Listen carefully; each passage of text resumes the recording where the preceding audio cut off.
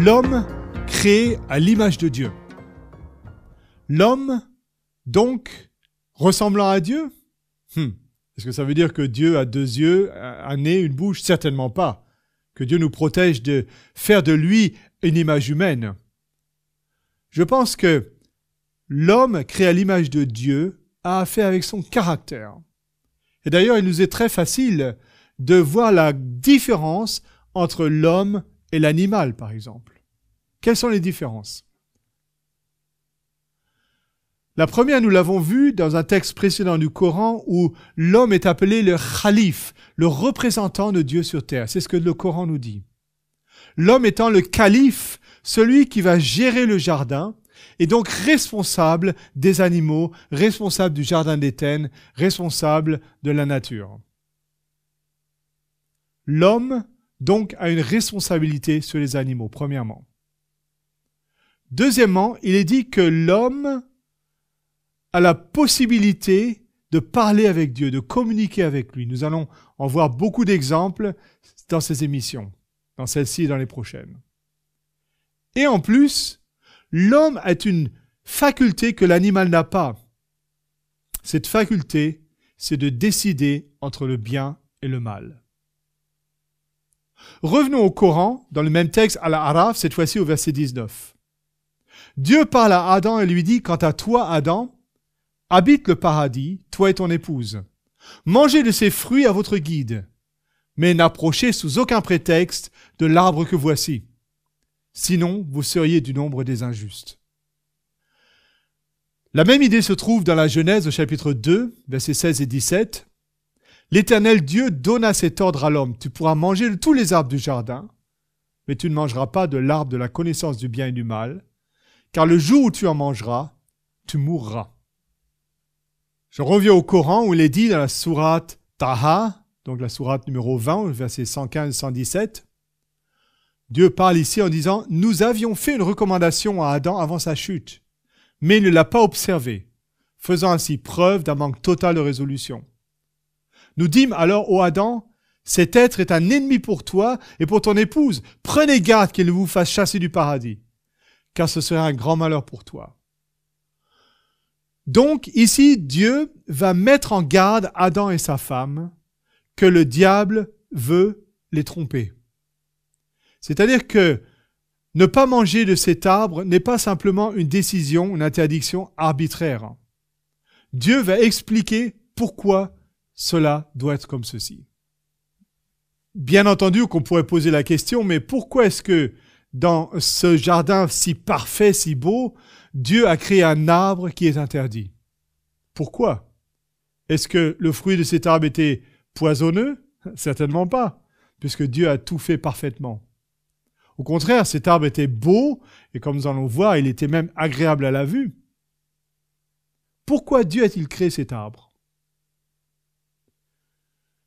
Je ne sais pas si vous connaissez l'expression d'une cage dorée.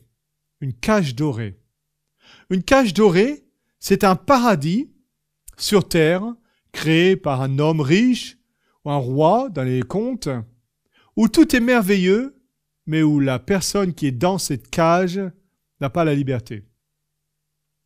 Je me rappelle avoir rencontré un jour un docteur très riche, c'était un dentiste en fait, un homme qui a épousé une femme d'un autre continent, une femme filipino, qui était très belle, et cet homme était très riche, donc il lui avait construit une très belle maison, avec un jardin, un parc, tout était magnifique dans ce jardin, dans la maison, mais l'homme était un homme jaloux qui ne permettait pas à sa femme de téléphoner, de sortir de la propriété. Donc, voici cette femme dans ce qu'on appelle une cage dorée. Une propriété merveilleuse, mais sans la liberté. Et permettez-moi de vous poser la question. Comment est-ce que vous vous sentiriez à la place de cette dame? Je pense que la réponse est simple. Elle est heureuse, mais il y a quelque chose qui limite ce bonheur, c'est le manque de liberté. Un homme qui est riche, mais qui la considère comme un objet, un homme qui ne lui donne pas la liberté de décider de l'aimer. En Europe, tout le monde connaît l'histoire d'Aladin et de la lampe merveilleuse. Vous connaissez l'histoire, ce conte oriental où Aladdin trouve une lampe à pétrole de laquelle sort le genie. Et Genie dit à Aladdin qu'il est à son service et qu'il va répondre à tous ses souhaits. Or, dans l'histoire, Genie de dire à Aladdin « Je peux accomplir tous tes souhaits, à l'exception de 3. Premièrement, je ne peux pas tuer quelqu'un. Deuxièmement, je ne peux pas ressusciter quelqu'un. Et troisièmement, et ce que j'aimerais vous rapporter aujourd'hui, c'est une phrase très importante, bien qu'elle vienne d'un conte, je ne peux pas forcer quiconque de t'aimer. Je ne peux pas forcer quelqu'un de t'aimer. Mes amis, même s'il s'agit ici d'un conte, je crois qu'il y a une vérité très importante ici.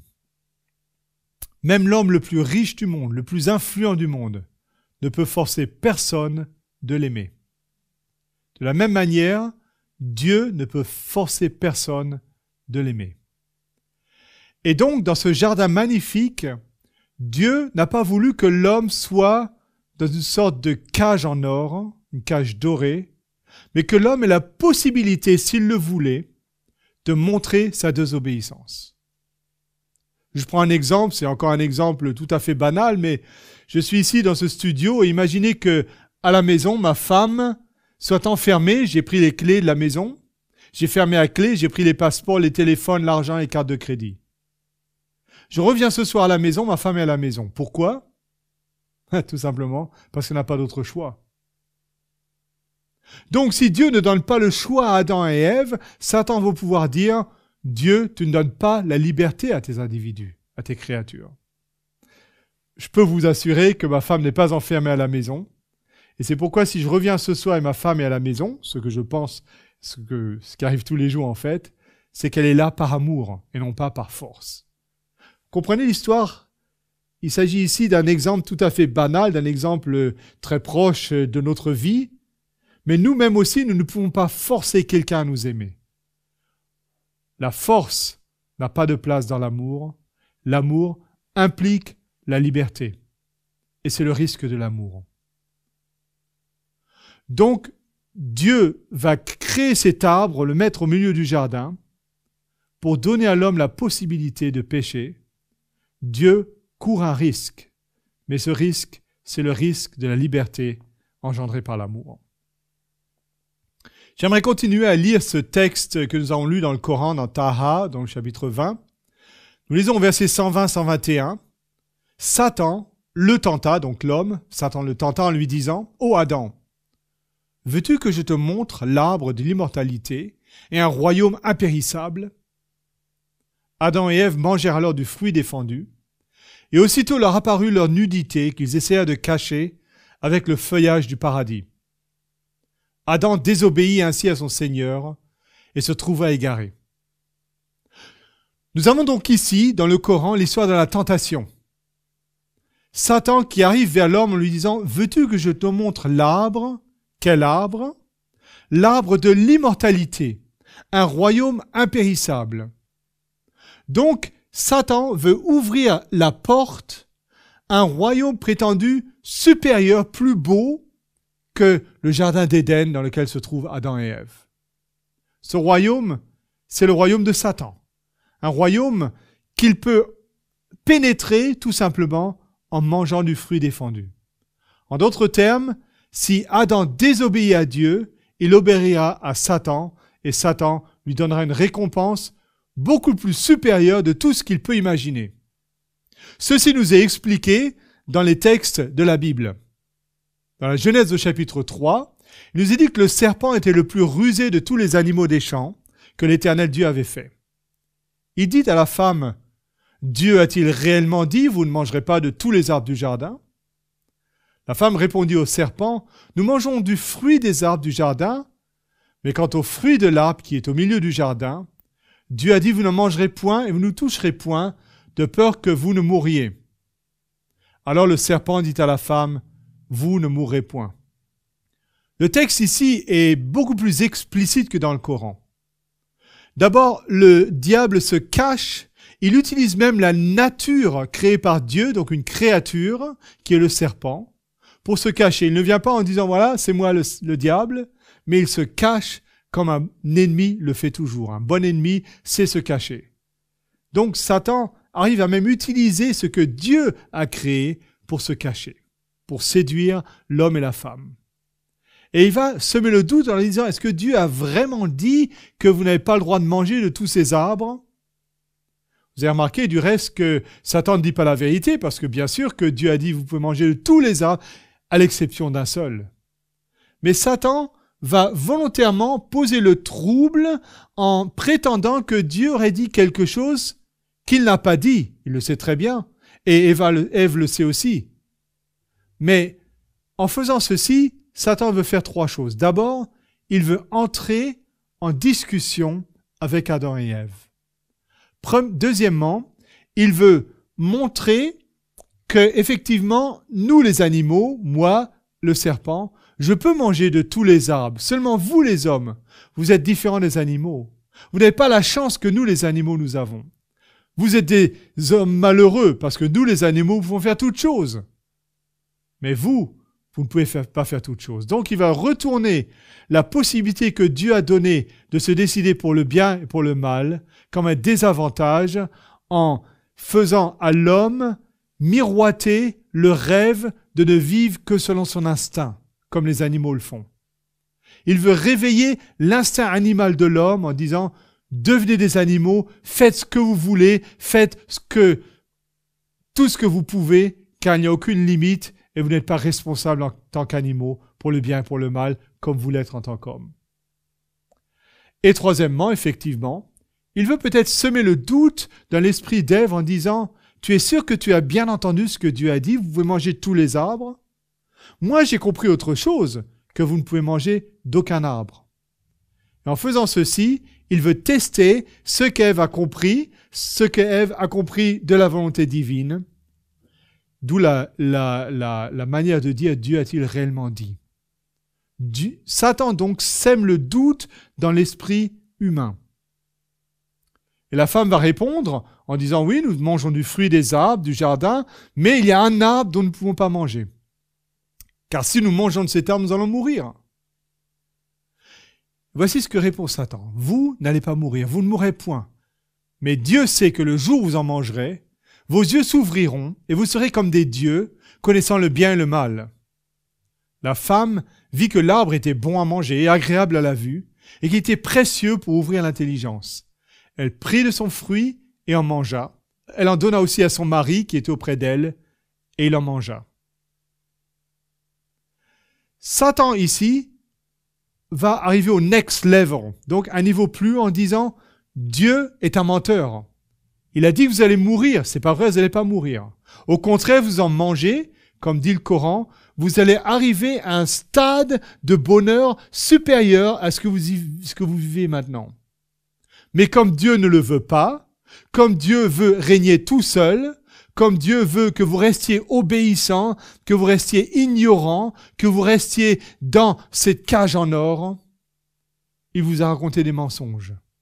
Or, moi je vous dis que si vous mangez de cet arbre, vous allez voir, vous allez arriver à un état supérieur de conscience, dans un monde meilleur. Vous allez même être comme Dieu. Encore ici, nous voyons l'accusation du diable.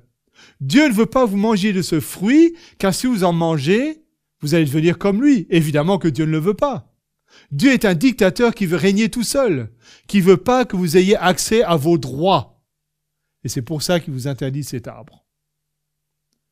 Cela veut dire que si Adam et Ève ont mangé de ce fruit, ce n'est pas simplement un faux pas, ce n'est pas simplement parce que, comme il est dit encore dans le texte, le fruit était beau, agréable à la vue, mais c'est une décision que dans ce tribunal entre Dieu et Satan, Satan a raison.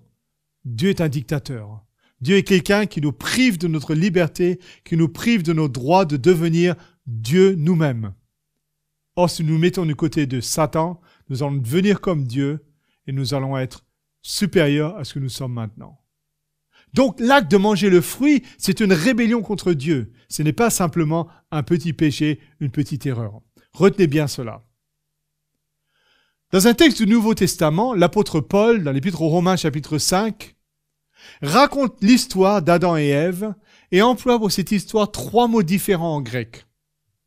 Au verset 12, il dit « C'est pourquoi, comme par un seul homme, le péché est entré dans le monde, et par le péché la mort, et qu'ainsi la mort s'est étendue sur tous les hommes, parce que tous l'ont péché. Cependant, la mort a régné depuis Adam jusqu'à Moïse, même sur ceux qui n'avaient pas péché par une transgression semblable à celle d'Adam, lequel est la figure de celui qui devait venir. Car, comme par la désobéissance d'un seul homme, beaucoup ont été rendus pécheurs, de même par l'obéissance d'un seul, beaucoup seront rendus justes. » Le texte que nous avons ici est relativement compliqué. Il présente une équation mathématique. Par le péché d'un seul, la mort et le péché se sont étendus sur tout le monde comme une épidémie. Et le texte nous dit que de la même manière, par la justice d'un seul, pour ainsi dire par le vaccin d'une personne qui n'a pas été contaminée, l'épidémie va être résolue, tout le monde va pouvoir survivre. C'est un sujet que nous allons reprendre dans nos prochaines séries. Mais ce que je voudrais vous montrer ici, c'est que l'apôtre Paul emploie 3 mots. En grec, d'abord, en français aussi, le mot péché, le mot transgression, le mot désobéissance. En grec, comme en français, ces 3 mots présentent 3 aspects du péché. Premièrement, le péché, en grec, mot à mot, c'est de manquer le but, de tirer une épée, une flèche à côté du but. Donc, le fait qu'Adam n'a pas accompli ce qu'il aurait dû accomplir. Il s'est dévié de sa destinée. C'est un fait, tout simplement. En hébreu, c'est le mot hata, qu'on connaît en arabe, hata aussi. Le deuxième mot, transgression, veut dire qu'ils ont glissé, ils ont fait un faux pas, ils ont été faibles. Peut-être qu'ils se sont laissés lurer par le diable. Mais le troisième mot, qui est traduit ici comme obéissance, ou plutôt désobéissance, montre que Adam et Ève se sont rebellés contre Dieu. Ils ont obéi au diable. Bien qu'ils savaient ce qu'ils faisaient, ils l'ont fait. Donc ce n'est pas simplement une petite erreur. Retournons au Coran, à l'Araf, verset 7 au verset 22. Il est dit ici, verset 22 donc, Satan, il réussit ainsi à les séduire par ses supercheries. Mais lorsqu'ils eurent goûté à l'arbre, ils virent apparaître leur nudité, qu'ils s'empressèrent de couvrir avec des feuilles du paradis. Le Seigneur les interpella alors. « Ne vous ai-je pas interdit cet arbre? Ne vous ai-je pas dit que Satan était votre ennemi déclaré ?» Nous arrivons ici dans le stade suivant, où vous vous rappelez que Dieu a dit au diable « Montre ce que tu sais faire, viens sur la terre. » Dieu a créé la terre d'une manière merveilleuse, et voilà que les premiers hommes, Adam et Ève, se sont mis du côté du diable. Nous allons voir maintenant ce qui va se passer. Et il y a plusieurs conséquences possibles à cet acte de rébellion.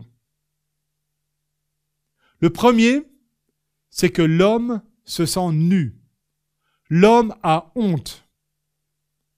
Je ne sais pas si vous pouvez imaginer quelqu'un, ça peut nous arriver à nous-mêmes, où brusquement notre habit n'est plus propre. Ou même notre habit dévoile une partie de notre corps honteuse. Et brusquement nous apercevons et nous avons honte.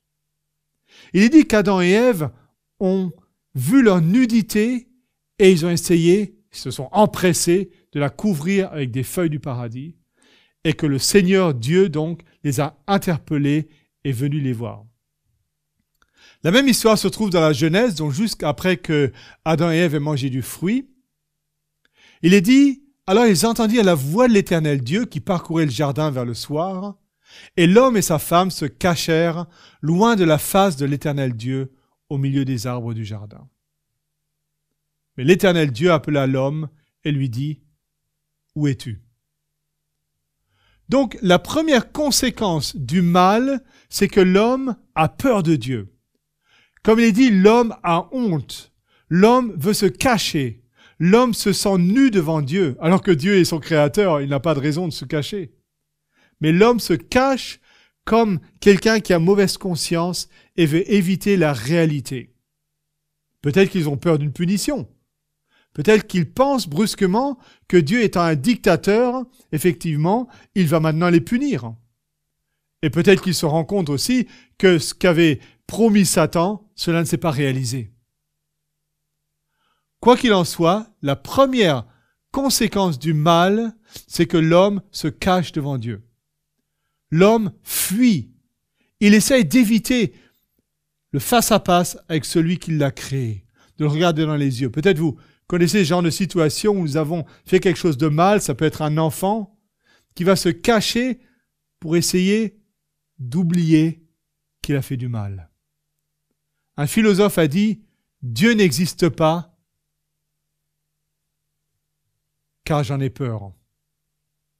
Dieu n'existe pas parce qu'il me dérange. » La politique de l'oiseau, l'autruche, qui va mettre sa tête dans le sable pour ne pas qu'on la voie, alors que le reste du corps reste en dehors. Fermez les yeux pour s'imaginer que le problème est parti. Quelqu'un qui va traverser la route et qui voit une voiture arriver à toute allure, et au lieu de reculer en arrière, tout simplement fermer les yeux et continuer pour ignorer le danger. Est-ce une bonne solution ? Est-ce que c'est une bonne solution d'essayer de se cacher, de fuir Dieu ? Il est intéressant, dans certains pays, surtout en Europe, vous pouvez parler avec les gens de tout ce que vous voulez, mais pas de religion. C'est tabou. On a l'impression que quand vous parlez de religion, les gens ont peur. S'il y a un Dieu, alors ce Dieu doit me punir. Ce Dieu doit savoir tout ce que je fais. J'en ai peur, donc je ferme les yeux pour éviter le contact avec Dieu. À ce stade-là, on pourrait s'imaginer que Dieu va tout simplement laisser Adam et Ève se cacher jusqu'à ce qu'ils sortent dans leurs rêves pour retourner à la réalité, venir s'excuser. Que faire lorsque quelqu'un fuit? Lorsque quelqu'un fuit Dieu? Eh bien, la bonne nouvelle que nous donne la Bible ici, c'est que Dieu va faire quelque chose d'inattendu et que souvent, nous ne voyons pas dans notre réalité de tous les jours. Personnellement, je m'occupe dans mon métier de beaucoup de couples qui ont des problèmes. Et très souvent, je vais aller voir, disons, le mari en disant qu'est-ce qui se passe. Et toujours, j'entends la même chose. Premièrement, ma femme, c'est elle qui a fait une erreur. Deuxièmement, c'est à elle de faire le premier pas. Troisièmement, c'est à elle de s'améliorer et de me demander pardon. Et ensuite, peut-être, je vais lui pardonner. Alors, qu'est-ce que je fais ? Je vais voir la femme. Et qu'est-ce que j'entends ? C'est mon mari qui a fait une erreur. C'est lui qui doit faire le premier pas. C'est lui qui doit demander pardon. C'est lui qui s'améliorer. Et ensuite, je lui pardonnerai. En conclusion, rien ne se passe. Chacun reste de son côté. Chacun se cache devant l'autre. Et rien ne se passe. Même chose entre parents et enfants. Même chose entre pays différents. Entre voisins. Quelle tragédie. Or, voilà ce qui se passe. Dans le livre de Jean, 1 Jean chapitre 4, verset 10, donc dans le Nouveau Testament, il nous est dit la chose suivante. Cet amour, c'était l'amour de Dieu. Cet amour consiste non point en ce que nous avons aimé Dieu, mais en ce qu'il nous a aimés. Voilà la première solution à notre problème. Nous avons vu que les premiers êtres humains se sont mis du côté du diable. Et la grande question, c'est qu'est-ce qui va se passer maintenant ? Ils se cachent, ils ont peur de Dieu. Dieu va rétablir la relation en cherchant le coupable. Dieu va faire le premier pas. Dieu n'attend pas que Adam et Ève fassent le premier pas, mais il va les chercher. Quelqu'un a dit, Dieu haït le mal, mais il aime le pécheur. Et mes chers amis, c'est quelque chose qui m'a toujours beaucoup interpellé, car souvent il y a des gens dans notre vie, dans nos relations, qui font de grosses erreurs. Nous-mêmes faisons des erreurs. Et je pense qu'il serait idéal de comprendre le principe de rejeter une erreur, de dire à quelqu'un qu'il a fait quelque chose de mal, tout en le respectant, tout en l'aimant, tout en l'acceptant en tant qu'être humain. Et voilà exactement ce que Dieu a fait ici. Nous allons en parler plus dans la troisième partie de notre série, montrer maintenant ce qui va se passer. Il y a beaucoup de questions. Quelles vont être les conséquences de ce faux pas, de cette rébellion contre Dieu ? Il y a beaucoup d'éléments. Est-ce que Dieu, par exemple, va détruire Adam et Ève? Est-ce qu'il va les punir? Il leur a promis, le jour où vous en mangerez, vous mourrez. Qu'est-ce qui va se passer avec la nature? Qu'est-ce qui va se passer avec la prochaine tentation, puisque le diable maintenant a ouvert une porte dont il a le droit d'être le maître? Tout cela va être le sujet de notre prochaine présentation.